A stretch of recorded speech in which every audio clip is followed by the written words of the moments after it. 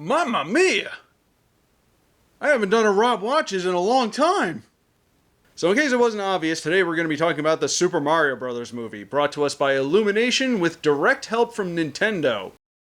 And their ever-helicoptering eyes to make sure they don't screw this up. You know, I don't know why they even bothered making another Super Mario Bros. Movie, because they already made the perfect Super Mario Bros. Movie in 1993. See, it's a blast. You can tell by the bolden text on the cover. Okay, real talk. I am one of the people that do really like this movie, despite its flaws and ultimately having very little to do with the games. But it is definitely a fun watch if you've never seen it before. Unfortunately, it's kind of hard to find. I don't even think it ever got a Blu-ray release, and it's kind of hard to find on streaming too. So if you're looking to watch this, check your local bargain bin. Oh yeah, there was also the anime movie in the 80s, which never got an official English release, unfortunately. So I don't think a lot of people know about it or talk about it. But they should. But hey, now we live in a world with 3 Super Mario Bros. Movies. I never thought I'd say that. And when this one was announced, I think a lot of people were a little bit concerned because, well, Illumination is mostly known for the Minions, but they've done a lot of other really good things that kind of get overlooked because they keep shoving the Minions in our face.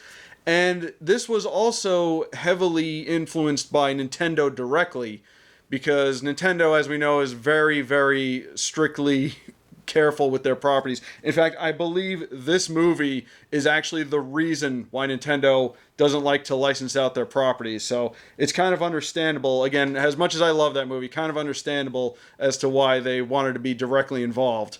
So I think a lot of people were very cautiously optimistic about this. And then they announced the voice cast, which involved a lot of backlash because the casting was very odd for this movie. It really did seem like one of those situations where they were picking probably the best known celebrities possible just to put their name on the poster and get people to come to the movie.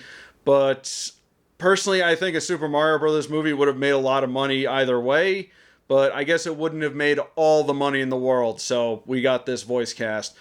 And after actually having seen the movie, I can honestly say the cast was fine. They were fine. I think for the most part they did their job. Some were better than others. There could have been much, much better choices for some of the characters, but overall the voice work was okay. Jack Black was great as Bowser, and I think we all knew he was going to be one of the best parts of the movie, and he was. Charlie Day as Luigi was alright. He just sounded like Charlie Day, but he seemed to have gotten the character correct at the very least. Anya Taylor-Joy, I'm not really familiar with her work before this movie, but she was an alright Peach. I think we're all kind of used to Peach having a much higher voice, but, you know, I thought she did a fine job. Although, to me personally, the best performance goes to Keegan-Michael Key as Toad. He was great. Just like with Charlie Day, Seth Rogen as Donkey Kong was just being himself. Nothing about the voice really screamed Donkey Kong to me. He was just Seth Rogen in a monkey suit. But if I was to pick a worst one, probably Fred Armisen as Cranky Kong, because he just didn't really seem like the character to me. You know, when I think Cranky Kong, I think of like a crazed old man, you know, like this. Very cranky because, you know, it's in his name. And he just kind of played the character a little bit sarcastic. I mean, I guess the performance wasn't bad. I just didn't really think it was befitting of the character. Then there was Chris Pratt as Mario, and he was the biggest part of the whole backlash for the voice cast announcement.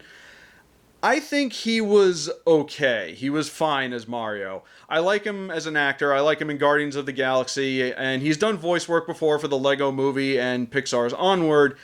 I just really don't feel like he was the best choice for Mario. Ultimately, I think I either got used to it or just accepted it, but he did an okay job. Charles Martinet, the actual voice of Mario from the games, was in the movie because they couldn't not include him. But he voiced Mario's dad, which I do think is very appropriate. I actually didn't even realize that that was him for a while. And he also voiced this other character called Giuseppe, who is this just random guy who looks like Mario's original appearance in Donkey Kong. So it was really cool hearing him, you know, do the Mario voice as well as his normal voice acting. And people really wanted him to be Mario. And there was also some backlash for that too, because people apparently don't think he would have been able to do the role very well, but I think a lot of people forget that Charles Martinet is a better voice actor than people give him credit for. Yes, he does the Mario voice all the time. Like if you do meet and greets with him, he's always doing the Wahoo voice because, well, he likes doing it. And if you're voicing one of the most popular and recognizable characters of all time, obviously you're going to be doing that a lot. But he's a much better voice actor than people give him credit for. His voice roles, like look up his other voice roles. He's incredible. One that I always like to go to is Parthenax from the game Skyrim. He was a dragon in that game. And if you told me that that character was the same guy that voiced Mario, I wouldn't believe you, but I looked it up and that's him. And he does a great job in that role. He even speaks dragon language. So I think he really could have handled the role, but this is what we got. The music for this movie was great. They used a lot of arrangements from all the different Mario tunes from all the different games. And they also used some licensed music in this movie as well, which I thought was kind of odd. They used Holding Out for a Hero. They used Take On Me by a-ha. They had an AC/DC song in this. And, you know, as much as I do like those songs, I did feel like it did take me out of the movie just a little bit. I did, of course, like that they used the theme from the Super Show. This was one of the trailers that they used. It was they used the theme for their plumbing commercial, which, by the way, worked out really perfectly. Let me just say, as someone who grew up with the Super Show, I can honestly say that it's not a great show. Of course not, but it is definitely a lot of fun to watch, mostly because of how wacky and weird it is and how good a lot of the voice acting was. But it did bring me a lot of joy hearing that in the movie. Another really great moment was when Donkey Kong first showed up. They played the DK rap from Donkey Kong 64. So that was really cool. The DK rap brought to us by Grant Kirkhope, one of the greatest game composers of all time. Very important that he get credited for the song he wrote. The animation and visuals were great. Everything was very bright and colorful, just like all the Mario games are. And I think they did a good job of making the world look alive, populated with all the wacky, weird creatures that you would see in the games.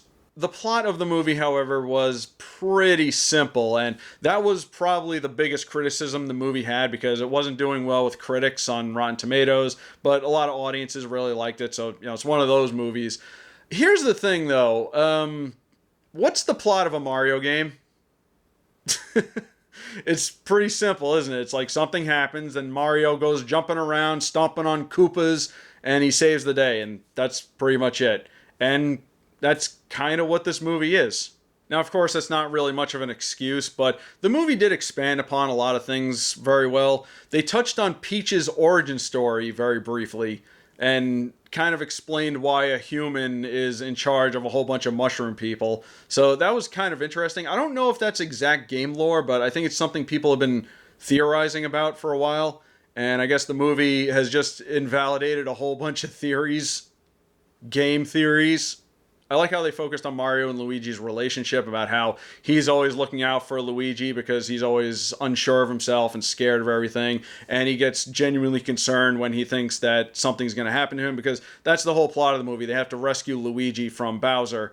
And they also showed Mario's family, and I already touched on this when I talked about Charles Martinet, but they didn't just show like mom and dad. They had a whole family. They had a big family dinner together with a whole bunch of Mario-like characters, which I thought was kind of interesting. I'm assuming these were all made for the movie because they never really touched on Mario and Luigi's parents like at all, except maybe in that one shot from Yoshi's Island.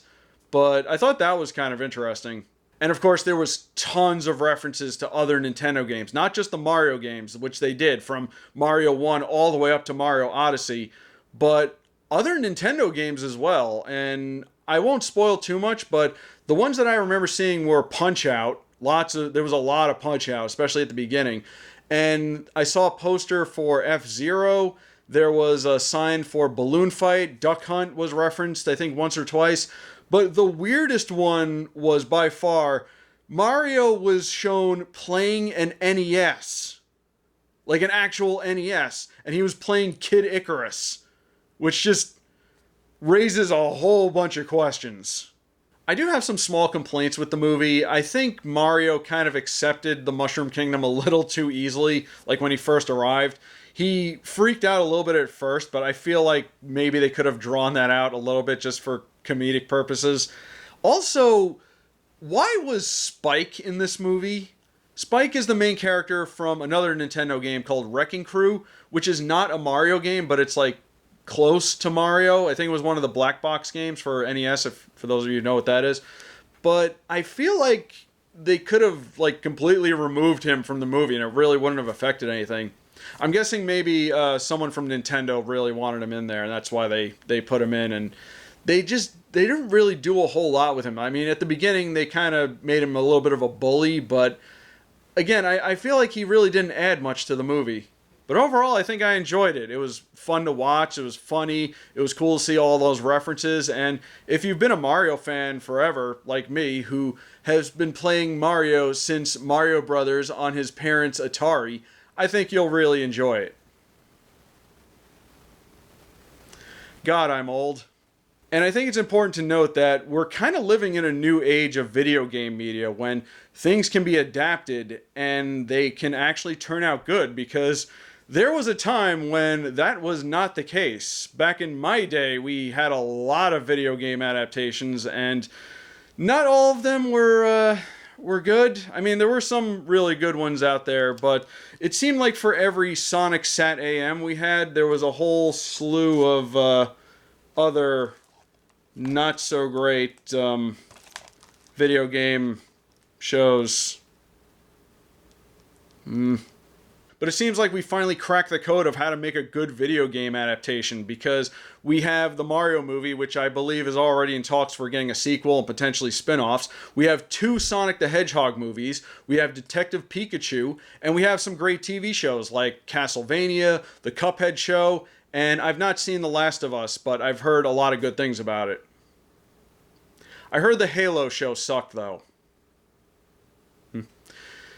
Guess you can't win them all. But that's all I got for the Super Mario Bros. Movie. Leave a comment below and let me know what you think of it. And let me know what other video game adaptations you'd like to see in the future. My name is Rob, and have a wonderful day. Yahoo! That was anticlimactic.